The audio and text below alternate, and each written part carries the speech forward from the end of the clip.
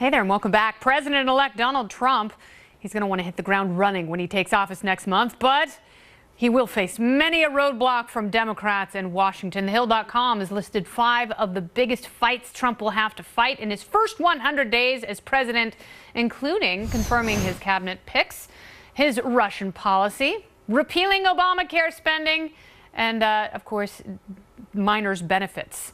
Dr. Paul says there's one more issue that will cause Democrats to be a thorn in Trump's side. That, of course, is immigration. Joining me now, it's Dr. Ron Paul, host of the Ron Paul Liberty Report, as well as a former congressman and presidential candidate. Dr. Paul, welcome back. Thank you. Good to be with you, Kennedy. So I think one of the first things that he is going to do, I think immigration is a big one to tackle. It's still a very contentious issue. But Obamacare on a lot of people's minds, you could make the argument that Hillary Clinton lost the election because of those big premium spikes as the law started to fail and sink under its own weight. Now, as limited government fans, I think you and I both share the idea that we don't necessarily need government interference in health care. But is it possible to repeal Obamacare completely without having something to replace it? Not under today's circumstances, and certainly not with the current members of Congress. They're not going to do that. But, you know, you indicate that you can't do it all at once. But, you know, if we have a financial crisis where we can't pay our bills, you might see the end of a lot of these programs just because of the collapse of the economy. But no, they're not going to, and I don't think the Republicans have it in their heart to do it.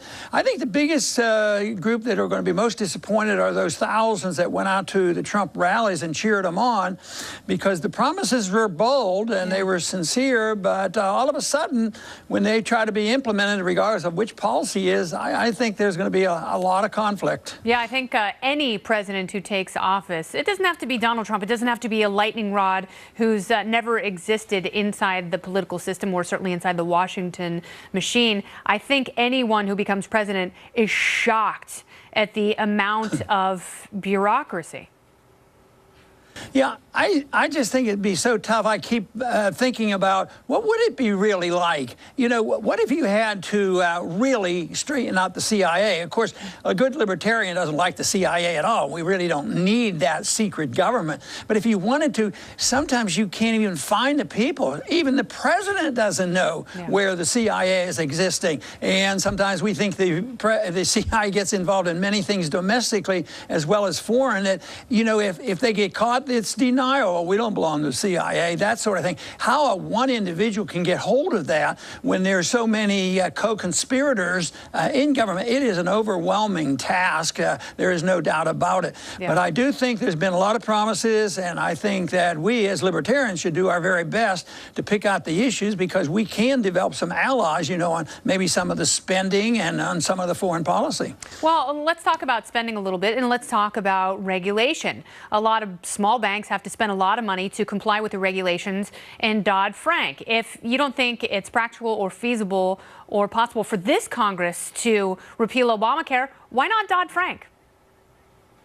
Well, I think they'll tinker with it, but they're not used to getting rid of things entirely, because there's somebody in there that has learned to have an advantage, and they will have their lobbyists. And so I think maybe Dodd-Frank might be easier to attack because the bankers are involved and try to change that than, say, Obamacare. There'll be millions who now think that, you know, I'm getting free medical care and this sort of thing, and that they're not going to go along with it. And Republicans have such a lousy record, you know, of trying to extricate themselves from government medicine. They, even when they're in by themselves, you know, whether it's prescription drug program or whatever, they increase it. So they're going to, I have my doubts about whether they're going to repeal it, and there'll be some resistance, except that has been a major promise.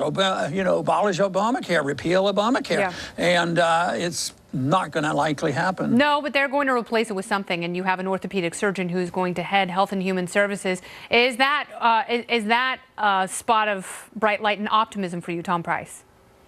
Well, yeah, I think so to some degree, but he's still facing the special interests, the drug companies, the insurance companies, and everybody who has had some benefits from it. So he may be well-intentioned, but you know, just because you head a department, you don't become a dictator. I mean, they can't wave a wand and do exactly what they personally might want to do. Yeah. You know, they still have to do, you know, find out if the president's going to go along and what is the Senate going to do and how's it going to get passed, and then they will water it down in order to get it passed partially.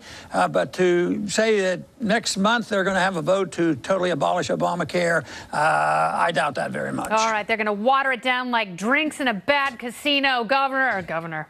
Now you're governor. Congratulations. You can run the world. There you go. Okay. Dr. Paul, thank you for being here. I appreciate it. You're welcome. Very good. Coming up, does Florida really need to pay Pitbull a boatload of cash to promote its famous pristine beaches? The rapper at the center of a case against crony capitalism in his home state.